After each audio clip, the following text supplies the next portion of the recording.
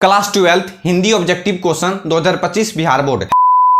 Hello प्यारे बच्चों, good evening. कैसे हैं आप सभी? मैं उम्मीद करता हूं कि आप सभी अच्छे होंगे और अच्छे से आप सभी पढ़ाई कर रहे होंगे। प्यारे बच्चों, आप सभी के लिए मैंने आज के वीडियो में 12th क्लास हिंदी का ऐसे मोस्ट 50 VVI ऑब्जेक्टिव क्वेश्चन को लेकर आया हूं जो बहुत ही ज्यादा इंपॉर्टेंट है, यानी कि जो 2025 बिहार बोर्ड एग्जाम के लिए काफी ज्यादा इंपॉर्टेंट होने वाला है। प्यारे बच्चों, आप सभी को 2025 के बिहार बोर्ड एग्जाम में इसी तरह से प्रश्न पूछेगा और हूबहू इसी तरह से प्रश्न आप सभी को पेपर में देखने के लिए मिलेगा। आई नो कि आप सभी मेरी बातें यहाँ तक समझ गए होंगे। तो प्यारे बच्चों, अगर आप सभी पढ़ाई करने में इंटरेस्टेड हो, अगर आप सभी 2025 बिहार बोर्ड एग्जाम में ज्यादा से ज्यादा अंक लाना चाहते हो, अपने मम्मी और पापा का नाम रोशन भी करना चाहते हो, तो उसके लिए आप सभी को मेहनत करनी पड़ेगी। ठीक है, आप सभी के पास बहुत ज्यादा कम समय है, आप सभी अच्छे से पढ़ाई करिए। ठीक है, मैं आप सभी को समझा दिया। आई नो कि आप सभी समझ भी गए होंगे। तो प्यारे बच्चों, वीडियो बड़ा ही मजेदार होने वाला है, वीडियो के लास्ट तक बने रहिएगा। एक भी क्वेश्चन को मिस मत कीजिएगा, ना जाने कौन सा प्रश्न पूछ सकता है और कौन सा प्रश्न नहीं पूछ सकता है। वीडियो में आगे बढ़ने से पहले एक बात और जान लो, मैं हूं आपका प्रीतम सर और आप देख रहे हैं आपका अपना चैनल बिहार एग्जाम मार्क्स। अगर चैनल पर पहली बार आए तो चैनल को सब्सक्राइब करना मत भूलिएगा, क्योंकि इसी चैनल के माध्यम से मैं आप सभी को 12th क्लास की तैयारी बेहतरीन तरीके से करवाता हूं। तो प्यारे बच्चों, लेट्स स्टार्ट दिस क्लास। प्रगीत और समाज के लेखक का नाम क्या है? सबसे पहला क्वेश्चन है, यानी कि प्रश्न है, प्रगीत और समाज के लेखक का नाम क्या है? कितने बच्चे को मालूम है? कमेंट बॉक्स में लिख देना। ठीक है, प्रगीत और समाज के लेखक का नाम क्या है? मैं आप सभी को एक बार फिर से बोल देता हूं, सारे क्वेश्चन 2025 बिहार बोर्ड एग्जाम के लिए काफी ज्यादा इंपॉर्टेंट होने वाला है। ठीक है, जिसको पढ़ाई करना है करिए, अन्यथा क्लास के जाइए, हमको उनसे कोई फर्क नहीं पड़ता है। ठीक है, प्रगीत और समाज के लेखक का नाम क्या बताओ? मल्यज होगा, नामवर सिंह, ओम प्रकाश वाल्मीकि, या फिर इनमें से कोई भी नहीं। ठीक है, कितने बच्चे को मालूम है? कमेंट में लिख देना। ठीक है, प्रगीत और समाज के लेखक का नाम क्या है? जितने बच्चे ऑप्शन नंबर बी बता रहे हो सबका राइट आंसर है नामवर सिंह। ठीक है, सिंपल सी बात है। ठीक है, ये सब बहुत पहले आप सभी को याद कर लेना चाहिए था। ठीक है, अगर आप सभी लेखक के परिचय वाले वीडियो को नहीं देखा है तो वीडियो को देख लेना, मैं वीडियो के प्ले लिस्ट का लिंक नीचे डिस्क्रिप्शन में दे दूंगा। ठीक है, बस मैं आप सभी के लिए इतना कर सकता हूं। आप सभी का काम है क्लास करना और अच्छे से पढ़ाई करना। ठीक है, प्रगीत और समाज के लेखक का नाम है नामवर सिंह। आई होप कि आप सभी को एक नंबर का क्वेश्चन याद हो गया होगा। ठीक है, प्रगीत और समाज के लेखक का नाम क्या है? नामवर सिंह है। ठीक है, एकदम ध्यान से, ठीक है, एकदम ध्यान से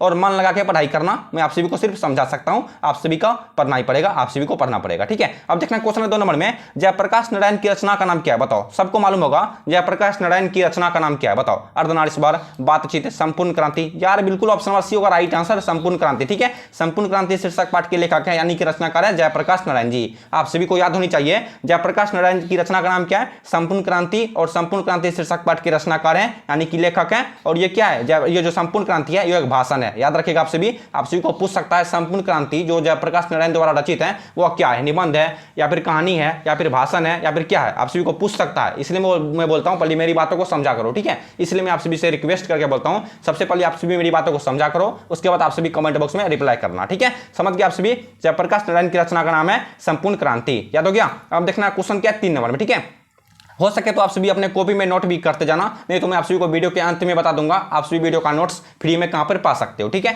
लेकिन उसके लिए आप सभी को क्लास को अच्छी तरीके से करना पड़ेगा। ठीक है, अब देखना क्वेश्चन है 3 नंबर में, निम्न में से किसमें गैंग्रीन का उल्लेख है? बताओ, निम्न में से किसमें गैंग्रीन का उल्लेख है? गैंग्रीन क्या है? आप सभी को पता है गैंग्रीन क्या है? बहुत बड़ा खतरनाक चीज है। ठीक है, मैंने आप सभी को सब्जेक्टिव क्वेश्चन में बेहतरीन तरीके से बताया है। ठीक है, मैंने आप सभी को 12th क्लास की हिंदी का, ठीक है, मैं आप सभी को सब्जेक्टिव क्वेश्चन का, अगर आप सभी वीडियो नहीं देखे तो वीडियो को देख लेना, वीडियो का प्ले लिस्ट का लिंक डिस्क्रिप्शन में दिया हुआ है। ठीक है, सब्जेक्टिव क्वेश्चन का और ऑब्जेक्टिव क्वेश्चन का। ठीक है, VVI ऑब्जेक्टिव क्वेश्चन का। ठीक है, क्योंकि आप सभी का एग्जाम काफी नजदीक आ चुका है। ठीक है, इसलिए मैं आप सभी से रिक्वेस्ट करूंगा आप रटते जाओ एकदम दिल और दिमाग से। ठीक है, क्वेश्चन क्या 3 नंबर में? क्वेश्चन है 3 नंबर में, निम्न में से किसमें गैंग्रीन का उल्लेख है? उसने कहा था में, या फिर रोज में, या फिर रस्सी का टुकड़ा, या फिर प्रगीत और समाज। बताओ क्या होगा? निम्न में से किसमें गैंग्रीन का उल्लेख है? बताओ, इस क्वेश्चन का परफेक्ट आंसर क्या होगा? 3 का perfect answer option number B रोज में। ठीक है, रोज शीर्षक पाठ में, जिसमें रोज टीटी पलंग पर से गिरता था, वही शीर्षक पाठ में गैंग्रीन। ठीक है, जिसके मालती नाम, हाँ मालती मतलब रोज शीर्षक पाठ की एक पात्रा है मालती। ठीक है, मालती का पति जो डॉक्टर था, जो डिस्पेंसरी में काम क्या करते थे, वो रोज करीब 15 से 20 मरीजों का हाथ पांव काटा करते थे। गैंग्रीन जो जिसको बीमारी था, गैंग्रीन नामक बीमारी था। ठीक है, मैंने आप सभी को बताया ना, आप सभी अगर सब्जेक्टिव क्वेश्चन वो पढ़ लोगे तो आप सभी का सारा सोल्यूशन दूर हो जाएगा। ठीक है, मतलब सारा डाउट दूर हो जाएगा, यही कहने का मतलब है मेरा। ठीक है, निम्न में से किसमें गैंग्रीन का उल्लेख है? रोज शीर्षक पाठ में गैंग्रीन का उल्लेख है। याद हो गया? आप देखना क्वेश्चन क्या 4 नंबर में। ठीक है, आप सभी को पढ़ाई करने में मजा आ रहा है कि नहीं, आप सब मुझे कमेंट में या शोर में बता देना। ठीक है, ध्यान से देखना, क्वेश्चन है 4 नंबर में, मालती किस कहानी की पई है। लो पूछ दिया नहीं क्वेश्चन, मैंने आपको बताया था सारे क्वेश्चन VVI क्वेश्चन है 2025 बिहार बोर्ड एग्जाम के लिए, ठीक है। पूछ दिया ये क्वेश्चन, मालती किस कहानी की पात्र है, बताओ मालती किस कहानी की पात्रा है। सिपाही की माँ, जूठन रोज, यार जूठन होगा, सॉरी रोज होगा, ठीक है। ऑप्शन नंबर सी होगा रोज, ठीक है। रोज शीर्षक पाठ की पात्रा है मालती। याद हो आप सभी को, 4 का perfect answer option number C रोज हो जाएगा, ठीक है। मालती किस कहानी की पात्रा है, option number C right answer रोज, ठीक है। आप सभी को यही सब क्वेश्चन पूछेगा यार, ध्यान से देख लो, यही सब क्वेश्चन पूछेगा आप सभी को 2025 के बिहार बोर्ड एग्जाम में, ठीक है। यही सब क्वेश्चन पूछता है और घुमा फिरा के पूछ देता है, ठीक है। अब देखना क्वेश्चन 5 नंबर में, अर्धनारीश्वर कल्पित रूप है, बताओ किस चीज का। सबको मालूम होगा अर्धनारीश्वर कल्पित रूप किसका है, शिव और पार्वती का होगा, राम और सीता का, विष्णु और लक्ष्मी का, या फिर इनमें से कोई भी नहीं। सबको मालूम है शिव और पार्वती का। अर्धनारीश्वर शीर्षक पाठ में भगवान शंकर और पार्वती का कल्पित रूप है, ठीक है। जैसे हम सभी मानव है और स्त्री होते हैं, ठीक उसी तरह अर्धनारीश्वर शीर्षक पाठ में शिव और पार्वती का कल्पित रूप है। आप सभी को याद हुआ, 5 का राइट आंसर ऑप्शन नंबर ए होगा। यार ध्यान से देखो कॉपी में, ठीक है। आप सभी कॉपी में नोट भी करते जाना, ठीक है। क्लास में बोर मत होना, ठीक है। आप सभी के पास बहुत कम समय है, ठीक है। आप सभी के पास पढ़ाई करने के लिए बहुत कम समय, 3-4 महीना का समय बचा हुआ है, ठीक है। आप सभी अच्छे से तैयारी करिए, ठीक है। आप सभी अगर आप सभी अच्छे नंबर मार्क्स लाना चाहते हैं तो आप सभी अभी भी तैयारी करके अच्छे मार्क्स ला सकते हैं, ठीक है।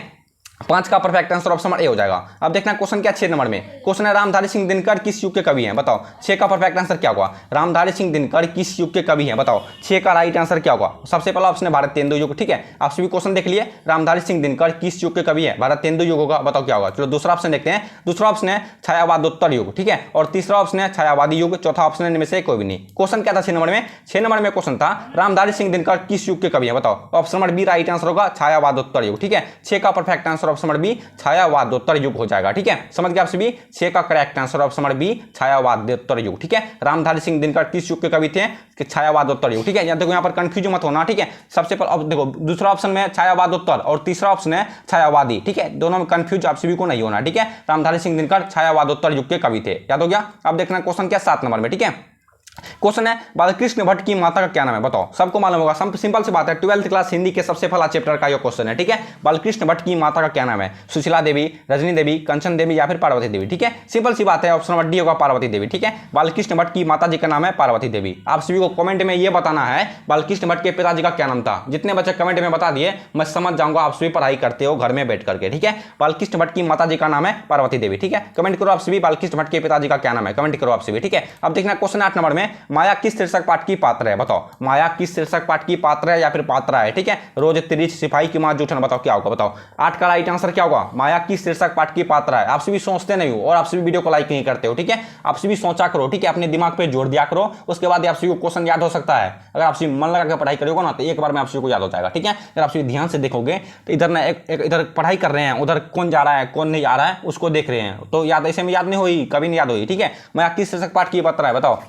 खैर ये सब बातें छोड़ो, जिसको पढ़ाई करना है वो पढ़ाई करेगा और जिसको नहीं पढ़ाई करना है जाके घूमेगा फिरेगा, पुली डंडा खेलेगा और डंडाबाजी करेगा, ठीक है। माया किस शीर्षक पाठ की पात्र है, 8 का right answer option number D होगा जूठन। याद रखिएगा आप सभी जितने बच्चे पढ़ाई करने हैं, माया किस शीर्षक पाठ की पात्र है, option number D right answer है जूठन शीर्षक पाठ की पात्र है माया, ठीक है। अब देखना क्वेश्चन क्या है 9 नंबर में, रघुवीर साय का जन्म स्थल बताओ कहां पर है, बताओ। रघुवीर साय का जन्म स्थल कहां पर है, लखनऊ उत्तर प्रदेश, दुर्ग छत्तीसगढ़, लमई वाराणसी या फिर इनमें से कोई भी नहीं। कितने बच्चे को मालूम है रघुवीर साय का जन्म स्थल कहां पर है। 9 का राइट आंसर क्या होगा, 9 का राइट आंसर ऑप्शन नंबर होगा लखनऊ उत्तर प्रदेश में, ठीक है। रघुवीर साय का जन्म हुआ था लखनऊ उत्तर प्रदेश, याद हुआ मेरे प्यारे बच्चों, रघुवीर साय का जन्म स्थल लखनऊ उत्तर प्रदेश में, ठीक है। अगर आप सभी को कहीं पर भी दिक्कत होती है तो कमेंट में जरूर बताना, ठीक है। उसका सॉल्यूशन नेक्स्ट वीडियो में अवश्य होगा, ठीक है। कहीं पर भी दिक्कत होती है तो उसका कमेंट में आप सभी लिख देना, बस सर यहाँ पर हमको समझ में नहीं आया, या फिर आप मुझे इंस्टाग्राम पे पूछ सकते हो, ठीक है। इंस्टाग्राम का लिंक नीचे डिस्क्रिप्शन में दिया हुआ है, आप मुझे फॉलो कर लेना, वहां पर आप सभी कोई भी क्वेश्चन आपसे मुझे पूछ सकते हो इंस्टाग्राम पे, ठीक है। और हर एक का रिप्लाई मिलेगा, जो फॉलो किए होंगे उनको हर एक का रिप्लाई मिलेगा, ठीक है। रघुवीर साय का जन्म स्थल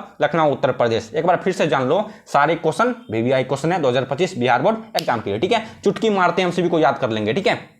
ऐसा आप सभी ठान लो, जब तक आप सभी को याद नहीं होगा तब तक आप सभी वीडियो छोड़ के नहीं जाओगे, ठीक है। ऐसे ठान लोगे तब, अन्यथा आप सभी की मर्जी। अब देखना क्वेश्चन 10 नंबर में, निम्न में कौन सी रचना तुलसीदास की है, बताओ। निम्न में कौन सी रचना तुलसीदास की है, शिवा बावनी, दोहाबली, लहर, मसराना, बताओ क्या होगा। निम्न में कौन सी रचना तुलसीदास की है। 10 का perfect answer option number B Dohavali हो जाएगा, ठीक है। 10 का right answer option number B Dohavali. निम्न में कौन सी रचना तुलसीदास की है, option number B is the right answer Dohavali हो जाएगा, ठीक है। अब देखना क्वेश्चन क्या 11 नंबर में, तुलसीदास के दीक्षा गुरु कौन थे। सारे क्वेश्चन VVI क्वेश्चन यार, सारे क्वेश्चन बीबीआई क्वेश्चन है, तुलसीदास के दीक्षा गुरु कौन थे? आप सभी को यही सब क्वेश्चन पूछेगा, बताओ तुलसीदास के दीक्षा गुरु कौन थे? ध्यान से देखो और मन लगा के पढ़ाई करो, ठीक है। मैं आप सभी से यही एक रिक्वेस्ट कर सकता हूं, तुलसीदास के दीक्षा गुरु कौन थे? और वीडियो को लाइक भी कर देना, ठीक है, वीडियो को लाइक कर देना ताकि मैं आप सभी के लिए आगे और वीडियो बनाता रहूं, ठीक है। तुलसीदास के दीक्षा गुरु कौन थे बताओ? 11 का राइट आंसर ऑप्शन ए होगा नरहरिदास। जितने बच्चे ऑप्शन ए बता रहे हो नरहरिदास, सबका राइट आंसर है, ठीक है। तो एकदम ईमानदारी पूर्वक बताना, ठीक है। आप सभी समझ लो, आप सभी का एक छोटा सा टेस्ट हो रहा है, ठीक है। आप सभी काउंट करना, आप सभी 1 नंबर से लेकर के काउंट करना, आप सभी का 50 नंबर तक में, यानी 45 नंबर या फिर 50 नंबर तक का क्वेश्चन होगा।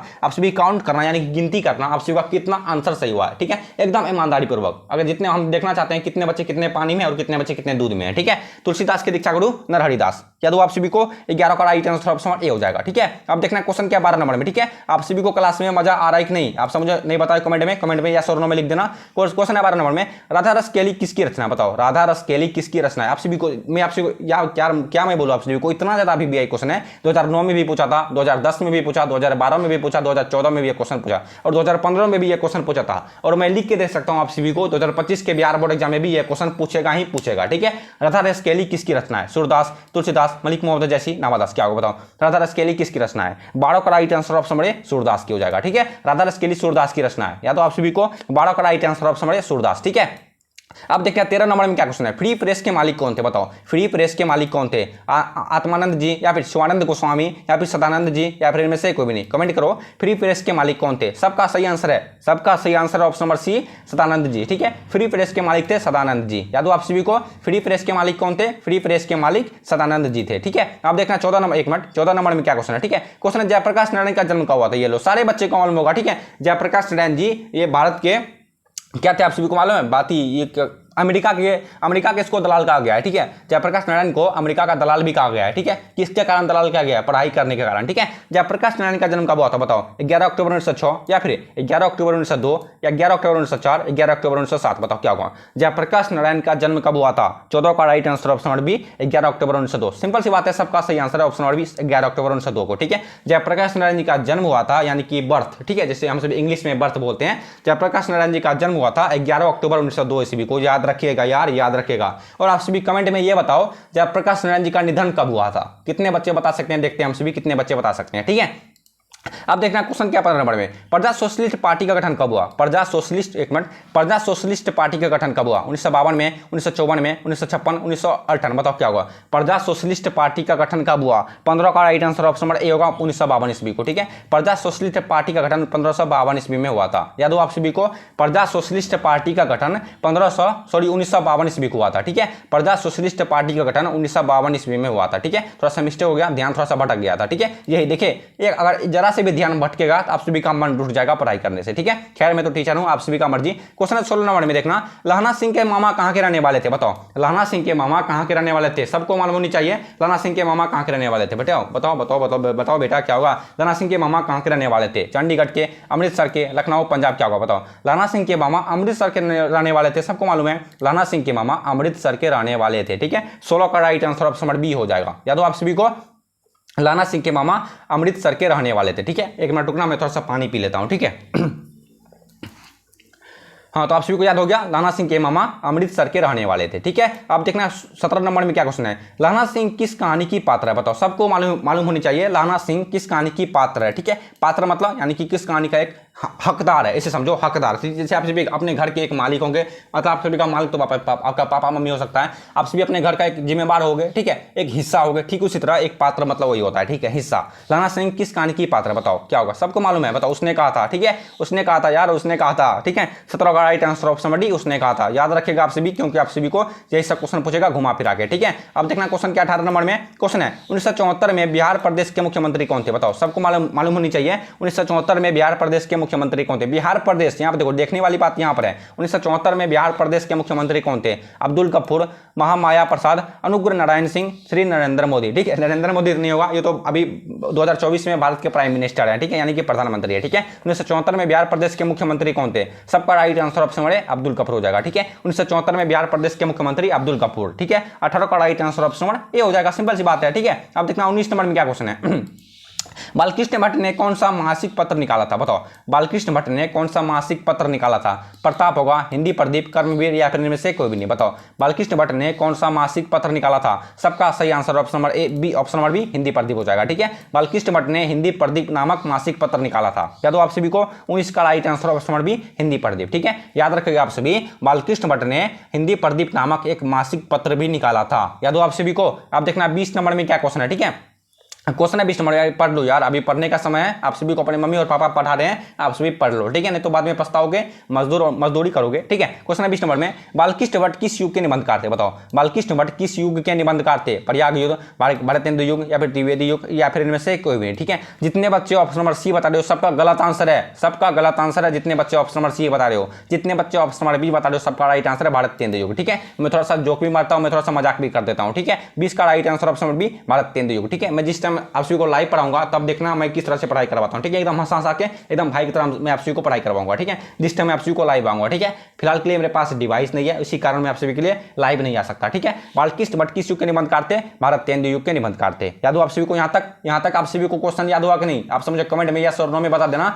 आप सभी को यहां तक क्वेश्चन याद हुआ या फिर नहीं हुआ। ठीक है, ताकि मैं भी देखना चाहूं कितने बच्चे को मेरे द्वारा बताए गए तरीके से क्वेश्चन याद होता है और क्वेश्चन याद नहीं होता है। ठीक है, अब देखना क्वेश्चन क्या है 21 नंबर में। ठीक है, क्वेश्चन है 21 नंबर में, शमशेर बहादुर सिंह की रचना निम्न में कौन सी है? बताओ, शमशेर बहादुर सिंह की रचना, आप सभी को मालूम होगा शमशेर बहादुर सिंह कौन थे। ठीक है, शमशेर बहादुर सिंह की रचना निम्न में कौन सी है? सतल से उठता आदमी, लोग भूल गए हैं, टूटी भी बिखरी हुई या फिर बातचीत। ठीक है, बातचीत तो हो नहीं सकता क्योंकि ये बालकृष्ण भट्ट का है। ठीक है, शमशेर बहादुर सिंह की रचना का निम्न में से कौन सा है? बताओ, शमशेर बहादुर सिंह की रचना निम्न में कौन सा है? बताओ, 21 का right answer option number C टूटी हुई बिखरी हुई। ठीक है, शमशेर बहादुर सिंह की रचना है टूटी हुई बिखरी हुई। ठीक है, याद हो आप सभी को? 21 का perfect answer option number C हो जाएगा। ठीक है, अब देखना क्वेश्चन क्या 22 नंबर में, गजानन माघा मुक्ति बोध का जन्म कब हुआ था? बताओ, गजानन माघा मुक्ति बोध का जन्म कब हुआ था? 1916, 1917। चलो तीसरा ऑप्शन दिखा देते हैं। तीसरा ऑप्शन है 1919, चौथा ऑप्शन 1922। ठीक है, क्वेश्चन क्या था? क्वेश्चन देख लो आप फिर से, गजानन माघा मुक्ति बोध का जन्म कब हुआ था? सबको मालूम होगा गजानन माघा मुक्ति बोध का जन्म कब हुआ था। ठीक है, 1917 ईस्वी को, याद रखिएगा आप सभी,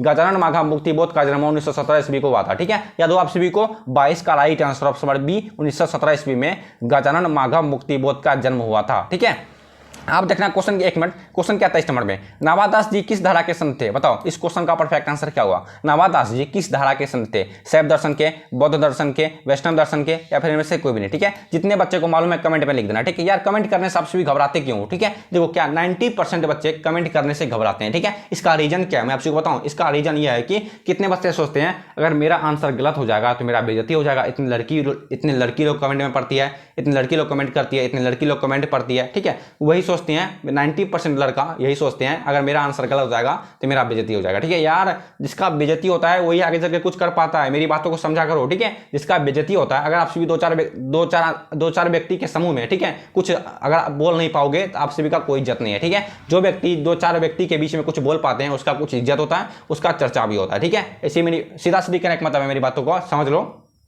अगर आप सभी का बेइज्जती नहीं होगा तो आप सभी लाइफ में कुछ नहीं कर पाओगे। ठीक है, अपने आप को उजागर करो, अपने आप को दुनिया को दिखाओ। ठीक है, नवादास जी किस धारा के संत थे? बताओ क्या हुआ? 23 का परफेक्ट आंसर क्या हुआ? 23 का right answer option number C वैष्णव दर्शन के। ठीक है, बस वहां पर चुप रहना, जो व्यक्ति समझ लो लात के भूत हैं। ठीक है, जो लात के भूत हैं वहां पर चुप रहना। ठीक है, उसको बोलने देना। ठीक है, 23 का right answer option number C वैष्णव दर्शन के। ठीक है, 23 का perfect answer option number C वैष्णव दर्शन के नवादास जी संत थे। ठीक है, मैंने आप सभी को समझा दिया। ठीक है, मैं आप सभी को मोटिवेट करता हूं, आप सभी मन लगा पढ़ाई कर लो। ठीक है, अब देखना क्वेश्चन 24 नंबर में, घास में दुबका आकाश किसकी रचना है? बताओ, घास में दुबका आकाश किसकी रचना है? ओम प्रकाश वाल्मीकि का, जयशंकर प्रसाद का, सबसे पहला ऑप्शन अशोक वाजपेयी है। ठीक है, सबसे पहला ऑप्शन अशोक वाजपेयी है और दूसरा ऑप्शन है जयशंकर प्रसाद है और तीसरा ऑप्शन है शमशेर बहादुर सिंह, चौथा ऑप्शन है सुभद्रा कुमारी चौहान। बताओ, घास में दुबका आकाश किसकी रचना है? ठीक है, 24 का perfect answer option number B Jaishankar Prasad का। ठीक है, याद हो आप सभी को? घास में दुबका आकाश जयशंकर प्रसाद की रचना है। ठीक है, याद रखिएगा, आप सभी याद रखिएगा, अपने अपने कॉपी में नोट कर लो। अब आप सभी को बता देता हूं आप सभी वीडियो का नोट्स फ्री में कहां पे पा सकते हो। ठीक है,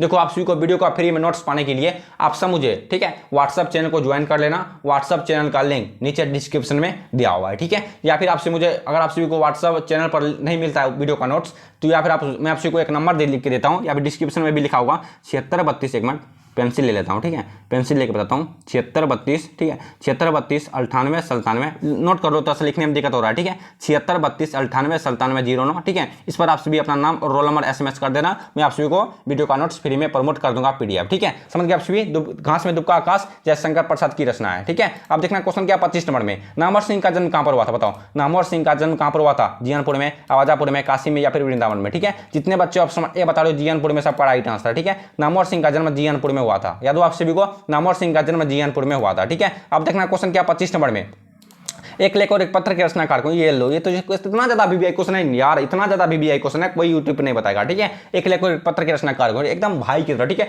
हम सिर्फ एकदम दोस्तों की तरह पढ़ाई करेंगे, एकदम भाई की तरह, ठीक है। एकदम ठेठी भाषा, ठेठी भाषा मतलब क्या होता है, हेरे खाना खा लिए, हेरे पढ़ाई करने में मजा आवे, यही हुआ ठेठी भाषा, ठीक है। एक लेख और एक पत्र के रचनाकार को, बताओ क्या, जयप्रकाश नारायण जी, भगत सिंह, रामधारी सिंह दिनकर या फिर उदय प्रकाश, ठीक है। एक लेख और एक पत्र के रचनाकार कौन है, बताओ। भगत सिंह होगा, ठीक है। Option number B right answer है भगत सिंह। एक लेख और एक पत्र के रचनाकार है भगत सिंह, ठीक है। अब देखना क्वेश्चन क्या 27 नंबर में, रक्षाबंधन कौन सा संज्ञा है, ठीक है। देखो रक्षाबंधन आने वाला है, ठीक है। 19 तारीख को रक्षाबंधन है। मैंने सोचा आप सभी को एक क्वेश्चन मैं आप सभी को रक्षाबंधन से रिलेटेड बता दूं, ठीक है। एक बात याद रखना आप सभी को, हिंदी में हाँ हिंदी में आप सभी को, ठीक है, मतलब फाइनल बिहार बोर्ड एग्जाम है, आप सभी को हिंदी में रक्षाबंधन पर लेख भी लिखने के लिए दे सकता है, ठीक है। लेख भी लिखने के लिए दे सकता है आप सभी को। रक्षाबंधन जो आगे में पर्व आने वाले हैं, ठीक है, जो आगे में पर्व आने वाले हैं उस पर आप सभी को निबंध लिखने के लिए दे सकते हैं, ठीक है। आप सभी टेंशन मत लेना, मैं आप सभी को 10 या फिर 15 10 क्वेश्चन 10 ऐसे निबंध लिखने पर बता दूंगा, ठीक है। 10 ऐसे पाठ पर, ठीक है, ऐसे समझ लो, 10 ऐसे पाठ पर आप सभी को निबंध लिखने के लिए बता दूंगा, जिसमें से आप सभी को एक क्वेश्चन तो अवश्य फंस जाएगा, ठीक है।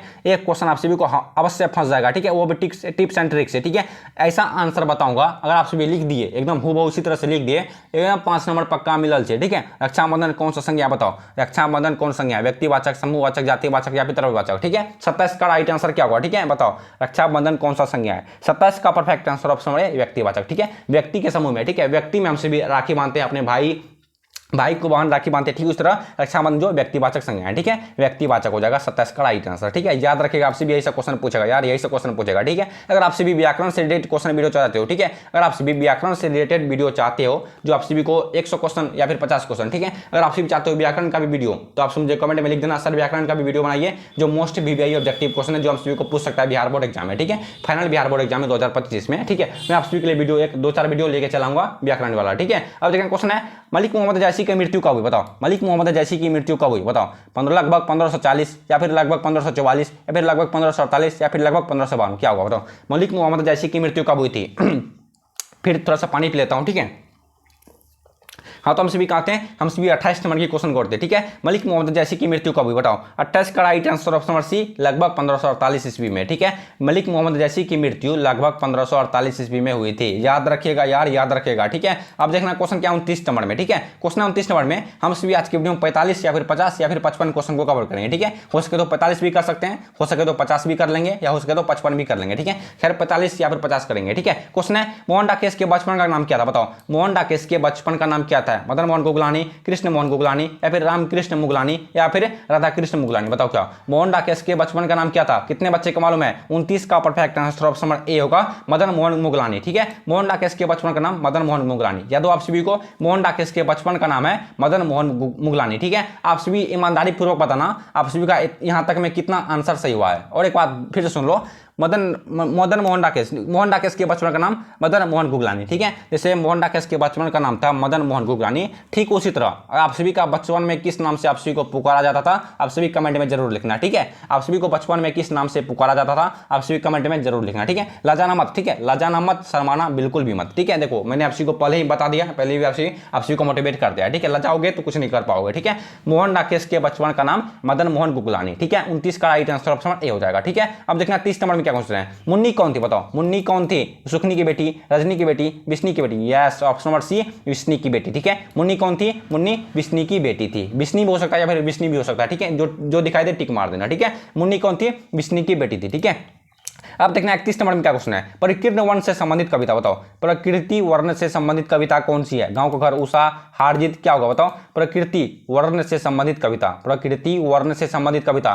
प्रकृति मतलब क्या होता है? प्रकृति मतलब ऊपर भगवान के द्वारा जो पृथ्वी पर दिया गया है वही प्रकृति होता है, और मानव निर्मित जैसे कुर्सी, पंखा, टेबल, मोबाइल, कॉपी, कलम, किताब, माउस, कीबोर्ड, लैपटॉप जितना चीज़ है वो मानव निर्मित चीज़ है। और प्रकृति मतलब नदी हो गया, नहर हो गया, पेड़ हो गया, पौधा हो गया, हवा हो गया, सूर्य होगा, प्रकाश हो गया, ये सारी चीज़ें प्रकृति द्वारा बनाई गई चीज़ है। ठीक है, प्रकृति वर्णन से संबंधित कविता का बताओ क्या होगा? 31 का right answer option B Usha हो जाएगा। ठीक है, उषा जो है वह प्रकृति वर्णन से संबंधित कविता है। ठीक है, प्रकृति वर्णन से संबंधित कविता उषा है। ठीक है, याद रखिएगा, आपसे भी पूछ सकता है। अब देखना क्वेश्चन 32 नंबर में, हंसते हुए मेरा अकेलापन के लेखक कौन है? बताओ, हंसते हुए मेरा अकेलापन के लेखक कौन है? जय कृष्ण मूर्ति, उदय प्रकाश, मोहन डाकेश या फिर मलेश। ठीक है, सबको मालूम है हंसते हुए मेरा अकेलापन के लेखक कौन है। ठीक है, सबका सही answer option number D Mallesh. ठीक है, हंसते हुए मेरा अकेलापन के लेखक है मलयज जी। ठीक है, 32 का सही answer option number C, sorry option number D Malayaj. ठीक है, अब देखना क्वेश्चन क्या 33 नंबर में, हार जीत के रचनाकार कौन है? ठीक है, कितने बच्चों को मालूम है कमेंट में लिख देना, हार जीत के रचनाकार कौन है? अशोक वाजपेयी। क्या होगा बताओ? 33 का परफेक्ट आंसर ऑप्शन नंबर ए होगा अशोक वाजपेयी। ठीक है,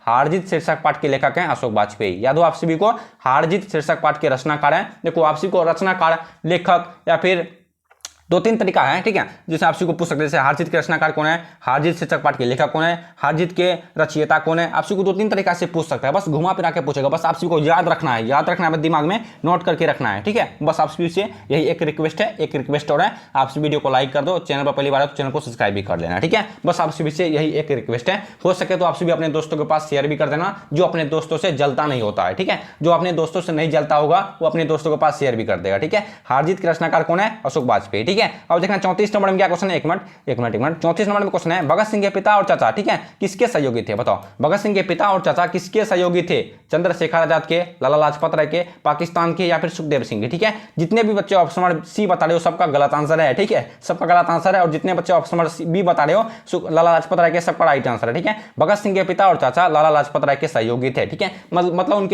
उनके साथ लड़ा करते थे, ऐसे समझ लो। जैसे पाकिस्तान, जैसे इंडिया के भी कोई ऐसे व्यक्ति होते हैं जो पाकिस्तान का साथ देते हैं, और पाकिस्तान के भी कुछ ऐसे व्यक्ति होता है जो इंडिया का साथ देता है। ठीक है, समझ गया, फिल्मी बातें हैं। ठीक है, भगत सिंह के पिता और चाचा लाला लाजपत राय के सहयोगी थे। ठीक है, याद हो गया। अब देखना 35 नंबर में क्या क्वेश्चन है, निम्न में से भूषण की कविता बताओ, निम्न में से भूषण की कविता कौन सी है? कवित, मातृभूमि, झंकार या फिर तोड़ते पत्थर? क्या होगा? निम्न में से भूषण की कविता कौन सी है? और 35 का परफेक्ट आंसर ऑप्शन नंबर ए होगा कवित हो जाएगा। ठीक है, निम्न में भूषण की कविता कविता है। ठीक है, 35 का perfect answer option number A कवित हो जाएगा। याद हो आप सभी को यहाँ तक। अब देखना क्वेश्चन क्या 36 नंबर में। ठीक है, क्वेश्चन है, निम्न में फणीश्वर नाथ रेणु की रचना है, बताओ क्या होगा? निम्न में फणीश्वर नाथ रेणु की रचना है, महिला आंचल, गोदान, शेखर एक जीवनी या फिर इनमें से कोई भी नहीं। कितने बच्चों को मालूम है निम्न में फणीश्वर नाथ रेणु की रचना कौन सी है? बताओ, निम्न में फणीश्वर नाथ रेणु की, निम्न मतलब क्या होता है? निम्न मतलब निम्नलिखित, यार निम्नलिखित मतलब इन चारों ऑप्शन में यही हुआ। ठीक है, निम्नलिखित में फणीश्वर नाथ रेणु की रचना कौन सी है? 36 का राइट आंसर ऑप्शन में महिला आंचल हो जाएगा। ठीक है, 36 का राइट आंसर ऑप्शन में महिला आंचल। याद हो आप सभी को,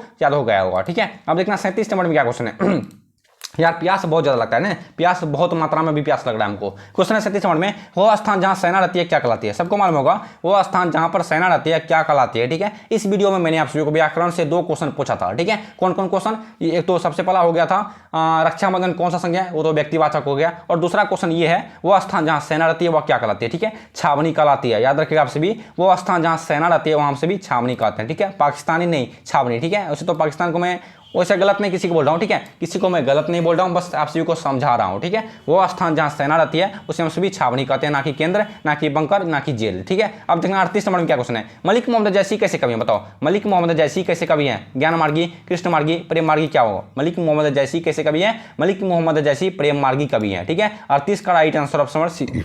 यार थोड़ा सा खाना खाया हूँ, थोड़ा सा ढकार हो रहा है। ठीक है, मलिक मोहम्मद जैसी प्रेम मार्गी कवि है। ठीक है, याद हो आप सभी को, 38 का perfect answer option number C प्रेम मार्गी कवि। ठीक है, अब देखना क्वेश्चन क्या 39 नंबर में, सिपाही कुमार निम्नलिखित में से कौन है? बताओ, बहुत ज्यादा वीवीआई क्वेश्चन है। यहाँ तक आप सभी जितने भी क्वेश्चन को कवर किए हो सारे क्वेश्चन 2025 बिहार बोर्ड एग्जाम के लिए काफी ज्यादा इंपॉर्टेंट क्वेश्चन है, काफी ज्यादा इंपॉर्टेंट क्वेश्चन है। मैंने आप सभी को समझा दिया है। ठीक है, 40 बार बक चुका हूँ, जिसको पढ़ाई करना है करो, नहीं तो क्लास करके जाओ, मेरा कुछ नहीं लोगे। ठीक है, सिपाही की माँ, ठीक है, सिपाही की माँ निम्नलिखित में से कौन है? चुन्नी, किसनी, विष्णी या फिर मुन्नी? मैंने आप सभी को बताया है सिपाही की माँ विष्णी है। ठीक है, सिपाही की माँ का नाम क्या है? विष्णी। ठीक है, 38 का perfect answer option number C विष्णी हो जाएगा। ठीक है, अब देखना 40 नंबर में क्या क्वेश्चन है, किस कविता, ठीक है, सॉरी, किस कवि का मूल नाम वैद्यनाथ मिश्र है? बताओ, किस कवि का मूल नाम वैद्यनाथ मिश्र है? त्रिलोचन, नागार्जुन, या फिर बालकृष्ण भट्ट, या फिर जयप्रकाश नारायण? कितने बच्चे को मालूम है किस कवि का मूल नाम वैद्यनाथ मिश्र है? ठीक है, बहुत ही ज्यादा इंपॉर्टेंट क्वेश्चन है, बहुत ही ज्यादा इंपॉर्टेंट क्वेश्चन है। ठीक है, किस कवि का मूल नाम वैद्यनाथ मिश्र है? ठीक है, 40 का perfect answer option number B Nagarjuna का। ठीक है,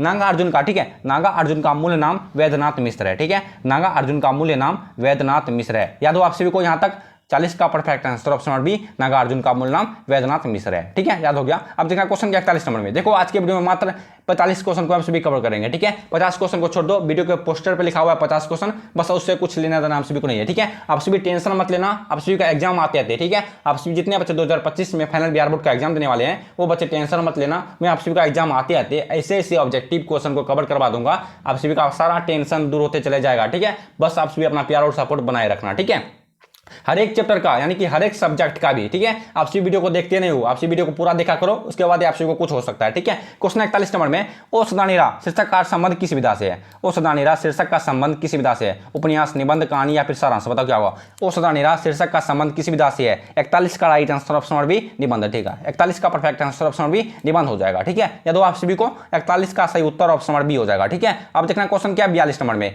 ओ सदानीरा के लेखक कौन है? बहुत ज्यादा इंपॉर्टेंट क्वेश्चन है। ओ सदानीरा के लेखक कौन है, या फिर रचनाकार कौन है, या फिर रचयिता कौन है? ठीक है, मैंने आप सभी को बता दिया है, आप सभी को क्वेश्चन घुमा फिरा के पूछेगा। ठीक है, ओ सदानीरा के लेखक कौन है? मैनेजर पांडे, या फिर जगदीश चंद्र माथुर, या फिर उदय प्रकाश, या फिर ज्ञानेंद्र पति? ठीक है, बताओ क्या होगा? ओ सदानीरा के लेखक कौन है? जगदीश चंद्र माथुर जी। ठीक है, 42 का right answer option B Jagdish Chandra Mathur ji. ठीक है, 42 का सही उत्तर ऑप्शन नंबर बी होगा जगदीश चंद्र माथुर जी। ठीक है, ओ सदानीरा शीर्षक पाठ के लेखक हैं, यानी कि रचनाकार हैं, या फिर यानी कि रचयिता हैं जगदीश चंद्र माथुर जी। याद हो गया। अब देखना क्वेश्चन क्या है 43 नंबर में, उषा शीर्षक कविता के कवि कौन है? बताओ, उषा शीर्षक कविता के कवि कौन है? सुमित्रानंदन पंत, ज्ञानेंद्र पति, सूर्यकांत त्रिपाठी निराला, या फिर शमशेर बहादुर सिंह? कितने बच्चे को मालूम है कमेंट में लिख देना, उषा शीर्षक कविता के कवि कौन है? कवि कौन है, या फिर कवि कौन है, या फिर रचनाकार कौन है? मैंने आपको बता दिया है यार, क्वेश्चन को ध्यान से देखो। ठीक है, उषा शीर्षक कविता के कवि कौन है? 43 का perfect answer option number D Shamsher Bahadur Singh. ठीक है, उषा शीर्षक पाठ के लेखक है शमशेर बहादुर सिंह। ठीक है, उषा जो है प्रकृति वर्णन कविता है। ठीक है, उषा जो है प्रकृति वर्णित कविता है। ठीक है, 43 का perfect answer option number D Shamsher Bahadur Singh हो जाएगा। ठीक है, याद हो गया। अब देखना 44 नंबर में क्या क्वेश्चन है, जर्मन लप्टन को किसने मार गिराया? ठीक है, बहुत ज्यादा important question 2025 Bihar board exam के लिए, जर्मन पलटन को। ठीक है, जर्मन पलटन को किसने मार गिराया था? बताओ क्या होगा? जर्मन पलटन को किसने मार गिराया? वजीरा सिंह होगा, या फिर लाना सिंह, या फिर बोधा सिंह, या फिर सुबेदार? ठीक है, जर्मन पलटन को लाना सिंह ने मार गिराया था। ठीक है, जैसे हम पाकिस्तान को मार देते हैं। ठीक है, खैर बोलना नहीं चाहिए था। ठीक है, जर्मन पलटन को लाना सिंह ने मार गिराया था। ठीक है, सूबेदार में टिक मत मारना। ठीक है, यहाँ पर कितने बच्चे क्या गलती करते हैं, सूबेदार में टिक मार देते हैं। ठीक है, लेकिन सूबेदार गलत आंसर है, लाना सिंह इज द सही आंसर है। ठीक है, जर्मन पलटन को लाना सिंह ने मार गिराया था। ठीक है, अब देखना सबसे लास्ट क्वेश्चन इस वीडियो का, निम्न में, ठीक है, निम्न में सत्संग में किनकी अभिरुचि थी? बताओ, बहुत ही ज्यादा इंपॉर्टेंट क्वेश्चन है, सबसे लास्ट क्वेश्चन है, निम्न में सत्संग में किनकी अभिरुचि थी? ठीक है, जैसे आप सभी के मम्मी और पापा का, जैसे आप सभी का किसी को फिल्म देखने में इंटरेस्टेड है, किसी को रामायण देखने में इंटरेस्टेड है, किसी को सत्संग सुनने में इंटरेस्टेड है, ठीक उसी तरह, ठीक है, ठीक उसी तरह इन चारों ऑप्शन में, ठीक है, इन चारों ऑप्शन में ऐसा कौन है जिसको सत्संग में अभिरुचि थी? बताओ, तुलसीदास को, या फिर नावादास को, या फिर सूरदास को, या फिर इनमें से कोई भी नहीं। क्या होगा?